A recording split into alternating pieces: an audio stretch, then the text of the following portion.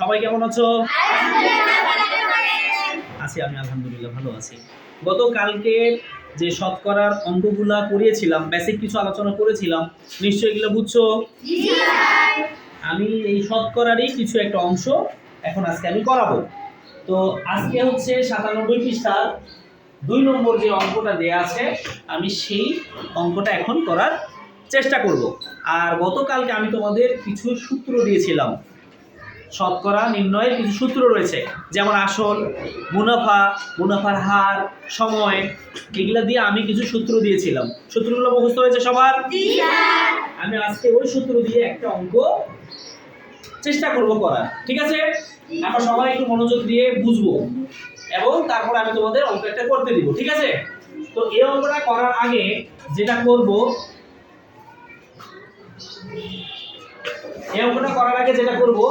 এই প্রশ্নের মধ্যে যেগুলো দেয়া আছে, তাহলে অঙ্কটা কি ছিল? পূজা ব্যাংক থেকে বার্ষিক 12% মুনাফায় কিছু টাকা ঋণ নিয়ে 1 বছর পর 1680 টাকা মুনাফা দিল। আসল কত ছিল? তাহলে এই প্রশ্নের মধ্যে কি কি দেয়া আছে? এখানে সর্বপ্রথম আমাদের দেখা যাচ্ছে কি 12%। 12%টা কি? মুনাফার হার। 12% মুনাফার হার। আমি এখানে সর্বপ্রথম আগে লিখে ফেলবো যে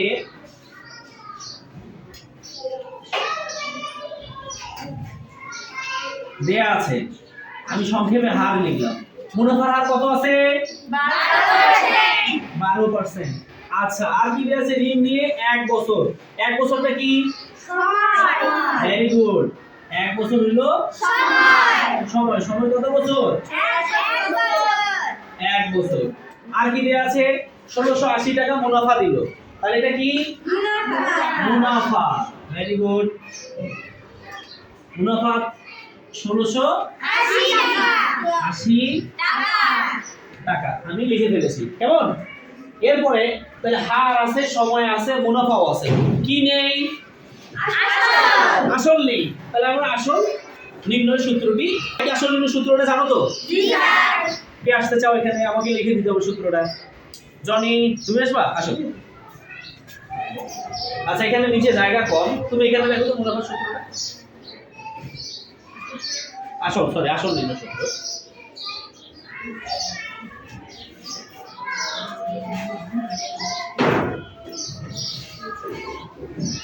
দেখে ভালো বলো।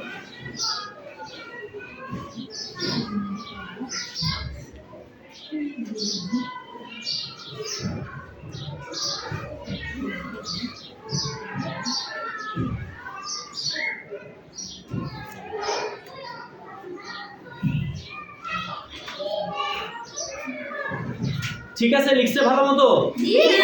ওর জন্য হাততালি হবে একটা। আচ্ছা, তা আমি লেখাটা একটু নিচে নেমে গেছি, তো আমি লেখাটা আবার একটু উপরে লিখলাম। বোঝা গেছে সবার? তো আমি এখন এই যে সূত্রটা লিখলাম, সূত্রটা লেখার ফলে এই যে উপরে এখানে সাইডে যে মানগুলো দেওয়া আছে, আমি ওই মানগুলো জাস্ট এখানে খালি তুলে দিব। পারবো সবাই?